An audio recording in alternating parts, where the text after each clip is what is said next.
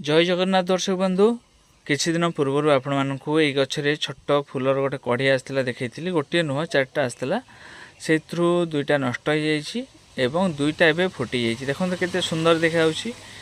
Dragon चारा आपण जे कोनोसी जगह रे लगेकी ग्रो करि परिबे, माटी रे हो कुंडे रे हो जे कोनोसी गोटे आपण कैरेट रे हो लगेकी याको ग्रो करि परिबे। छात बगीचा रे बहुत सुंदर हुए, माटी रे मध्ये बहुत सुंदर हुए, किंतु एइथिरे आपण पानी जदि अधिक देबे सेटा टिके समस्या हुए।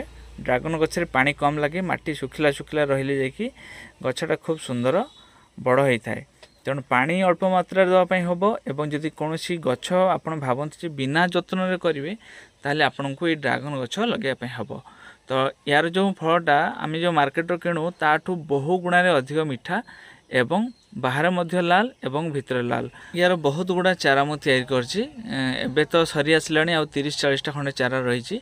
जदि आपण माने नवापाई चाहती ताहले नहीं पारिबे। याको पॉलिनेशन करिया पई हुए नहीं, आपे आपे पॉलिनेशन हो जाए।